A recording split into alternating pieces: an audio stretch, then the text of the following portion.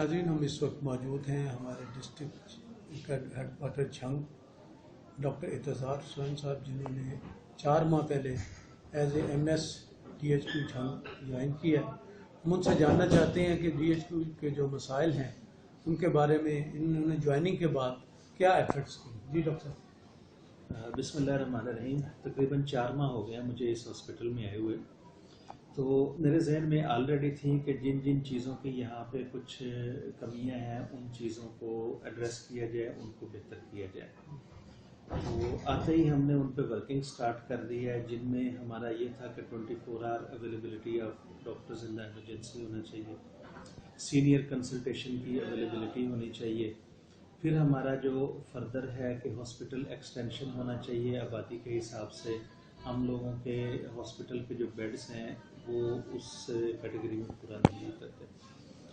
तो ये वर्किंग हमने आते ही स्टार्ट करवा दी है। गुलाम नबी हॉस्पिटल जो का एक एक्सटेंशन वार्ड है जो तकरीबन 200 बेड्स का है, ये बंद पड़ा था प्रोजेक्ट। ये आते ही स्टार्ट हो गया। इस वक्त वहाँ पे आप फिज़िकली चेक कर सकते हैं कि वर्किंग हो रही है और कॉन्ट्रैक्टर्स जो हैं वो काम कर रहे हैं। फिर एक मेडिसिन अवेलेबिलिटी का इशू था। आते ही कुछ डेफिशिएंसीज वगैरह की वजह से हमने उस मद में लोकल परचेज का बजट इस्तेमाल किया और वो कमियां जितनी भी थी वो हमने पूरे तरीके से दूर कर दी है। इस वक्त हमारा जो medical emergency, trauma centre emergency है, पीड्स एमरजेंसी है, लेबर रूम है, ऑपरेशन थिएटर्स हैं, इसमें हमने पूरे तौर पे अवेलेबिलिटी करवा दी है।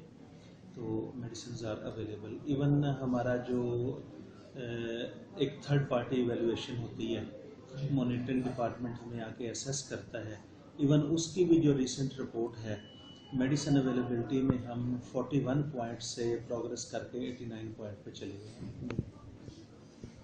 डॉक्टर साहब, आपके बारे में ये भी कहा जाता है कि जब यहाँ पे कोरोना के बनाया गया था कैंप, उसमें आपने बड़ी दिलेरी के साथ और बड़ी हिम्मत के साथ आपने एफर्ट्स की और डॉक्टर्स को बड़ी आपसे वाकफ किया आपने और बड़ा अच्छा आपने कवर किया। उस हवाले से डॉक्टर साहब आपको अप्रिशिएट भी करती है हमारी आवाम। मतलब ये जो मुस्तहिकीन हैं उनके लिए LP का जो सिलसिला है वो उसमें कुछ आपने ज़्यादा एफर्ट्स नहीं नजर आई। नहीं, मुस्तहिकीन के लिए LP का जाहिर है कि वो एमरजेंसी रिलेटेड वर्किंग होती है सारी, ये इंडोर पेशेंट्स होती है। तो जो कोविड के पेशेंट्स हैं उनको भी हम LP से फैसिलिटेट कर रहे हैं और जो एमरजेंसी के पेशेंट्स हैं उनको भी उसी बजट से फैसिलिटेट कर रहे हैं। इवन जो हमारा अभी पाइपलाइन प्लान है उसमें हम CCU और डायलिसिस के पेशेंट्स, उनका भी प्रोजेक्ट स्टार्ट कर दिए, तो उनको भी हम अपने रिसोर्सेस हैं फैसिलिटेट करेंगे। हालांकि ये काफ़ी कॉस्टली प्रोजेक्ट है, गवर्नमेंट भी हमें उसमें सपोर्ट कर रही है और रिसोर्सेज भी हम यूज़ कर रहे हैं। और डायलिसिस और CCU में भी आप देखेंगे कि इंशाल्लाह पेशेंट्स की मदद हो रही होगी। लास्ट में लगभग वो अवाम का ये कहना है कि यहाँ पे मेडिकल रैप्स की भरमार है, तो उसके बारे में आपने कुछ उनको रोकथाम के लिए क्या किया? मेडिकल रैप्स को एज पर गवर्नमेंट पॉलिसी भी है, हमारे हॉस्पिटल की पॉलिसी भी है कि उन लोगों को अगर डॉक्टर्स को विज़िट करना है तो उनके प्राइवेट क्लिनिक्स पे विज़िट कर सकते हैं। असूली तौर पे इश्यूज उसमें ये आ जाते हैं कि ये पढ़े लिखे लोग हैं और प्राइवेट सेक्टर का सबसे बड़ा रोज़गार पैदा करने वाला तबका है ये। इन लोगों को हम सख्ती से या बाई लॉ इन्फोर्समेंट समझाना थोड़ा मायूब लगता है। इसी वजह से हमने पावर यूज़ नहीं की इन लोगों को कि यहाँ पे जाएं। हमने जगह जगह फ्लैक्स लगवा दी हैं। इनके जो कंपनीज़ के हेड्स हैं उनको रिक्वेस्ट भेज दी है हमने कि एज़ पर पॉलिसी हम इनको अलाउ नहीं कर सकते।